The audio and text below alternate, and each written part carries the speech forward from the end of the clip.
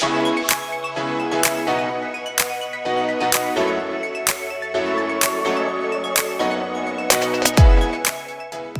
Enthusiasm. Okay. Are you ready?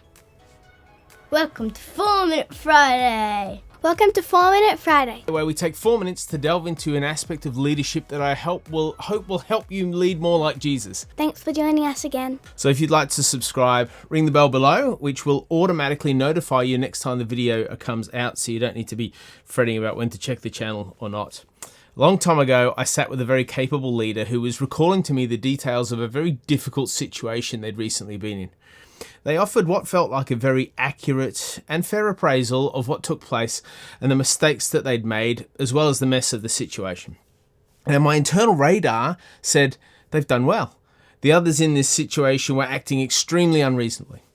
But then, to my surprise, this leader says, you know what? It's my fault. I kept my mouth closed and I listened as they shared how at each of the junctures of that situation they could have done better and acted differently. They weren't excusing the behaviour of others, but they were owning their own participation. That was years ago now. I've thought a lot about that conversation ever since, and I've learned a lot from it.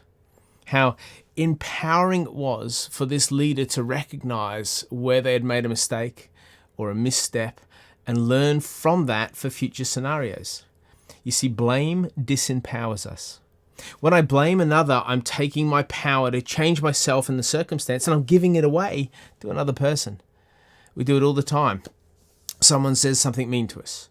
We see someone do something and interpret that as an offence. We hear a rumour someone has started about us. A colleague who we trusted blows it. A fellow leader makes a mistake which makes us look bad. And our response is to blame that person. How could you? It's your fault.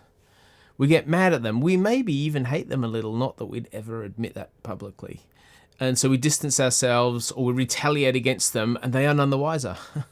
They don't realise. But devastatingly to our leadership, we've actually disempowered ourselves from affecting healthy change. When we should embrace responsibility, we hide from it. When we're hurt, the last thing we want to do is think that part of it is our fault. It's often the last thing we allow ourselves to do. So it's time to try this question on for size. If you're ever in this sort of scenario, when something goes down, first ask yourself this question. What do I need to take responsibility for concerning my behaviour and my thinking in light of this situation? It's an easy question, right? Sort of. The question will empower you to withhold blame and to improve yourself. You will get stronger, you will hurt less people will be hurt, and those you lead will be blessed. Do you notice that Jesus never blames, not even when he's on the cross?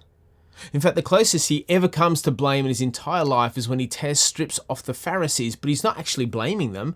He's revealing them for what they are, not for personal gain or benefit, but for kingdom advancement. He never needed to blame, because his trust is in God. And his trust was greater than that was what was being taken away from him by others. You see, we blame others from a position of insecurity.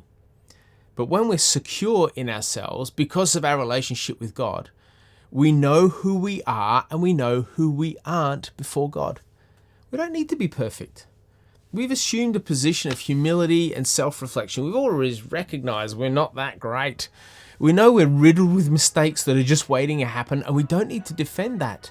God defends that for us. He works for us, but we can use opportunities like this to develop ourselves to bless others, because when we think about it in the end, blame is really not worth the damage that it causes. So here's 4 questions for you to reflect on today. I hope they really help. Chat with them with a trusted friend or your team, or those you do ministry with, or those you might be having a coffee with, and I will see you in the next video. Thanks.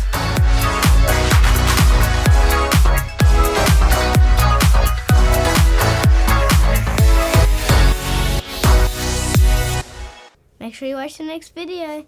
Bye. Hope to see you next time in the next video. That's